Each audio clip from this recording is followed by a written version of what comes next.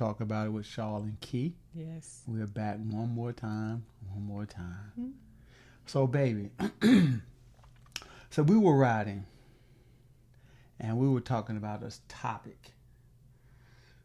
It's called Toothpaste Out of the Tube, right? Mm-hmm. You remember that? I do remember it. Okay. Mm-hmm. All right. So, what made me think about this is that, let me ask the question first. How many people out there have a toothpaste out of the tube type of like mouth? What? Yeah. Like, okay, so what I'm saying is like, okay, they say things. Mm-hmm. And by the time they say it, they're like, oh, I shouldn't have said that. Many times. But guess what? When it's out there, it's out there. You cannot, you can't put it back into the tube. Nope. And those words, sometimes they're hurting. They hurt. I mean, they do. I know that we have done it many a times through our 24 years married and 27 years knowing each other. This past March, truly, we have said things to each other when we were in the heat of the moment, upset. You know, we had to grow. We had to mature in some areas. And even now, we're still growing. We still grow, but we know how to handle ourselves better. And we know that words have power, that words can tear down and destroy one another. And like my husband said, when God gave him that title, Toothpaste Out of the Tube, at first I was like, what? But then after he began to explain it to me, I was like, ooh, that's so true. Because how can you can't get toothpaste back in the tube. It's hard. Squeeze it out. It's just hard to get it back in. You can't.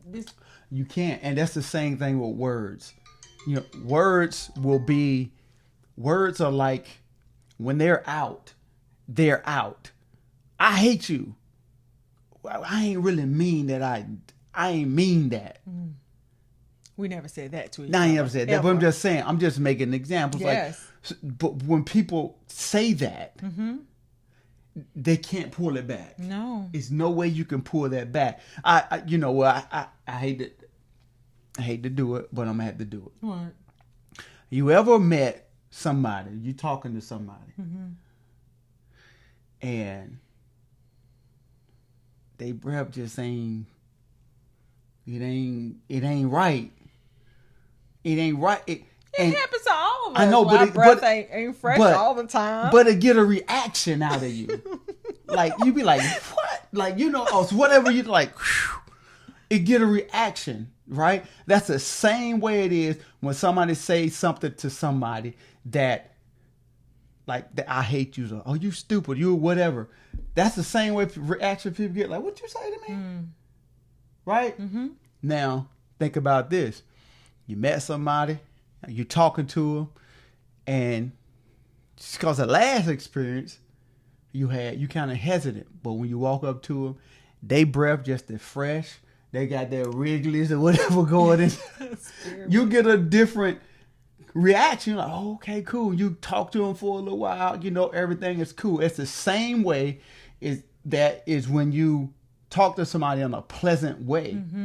Thinking before you say words that's going to really affect somebody in a way that's going to make them look at you in a way like, I can't believe this Negro just said that to me. And the Bible talks about being wise with our words. It does. And how there's power in our tongue, that you can speak life or death. And we talk about this, and sometimes we're angry. When we get angry, or if you're in the heat of the moment, it's always good to pause and just say, just for a moment, take a moment before you begin to speak out. I mean, it's happened so many times, and I'm sure all of us have had experiences where you have said, oh, I cannot even believe that I just said that. Yeah. But before you say it, if you can just, especially if you're emotional, you're tired, you are hungry, whatever the case may be. Or you just kick that toe in the middle of the night. Don't y'all be out there cussing. Think about it before you say it. Because once somebody heard you cuss after you didn't kick that toe. No. I'm just saying.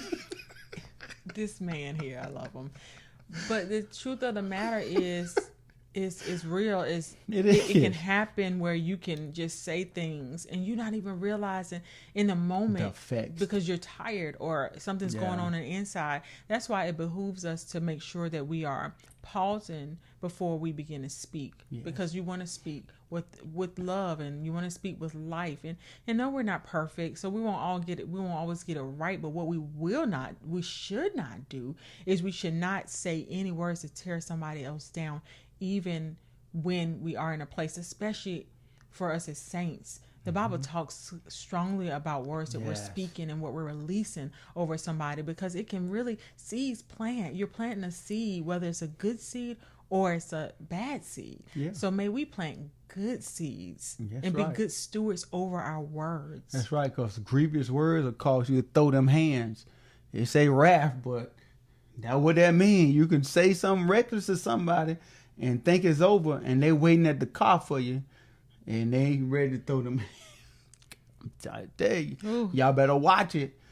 Listen, I'm done. That's all I had to say about it, because I know that, you know, we get into these places sometimes where we're doing a lot. We're doing a lot of working and running businesses. We got kids and grandkids and all this stuff, and we get frustrated, and we can say things that will cause people to act away. So just like you said, just think about it. Give yourself that extra time before you blurt out something, before you squeeze some toothpaste out the tube you can't get back in. That's it. That's all I got for you. That's it for me too. Hey, till next time. All right. All right.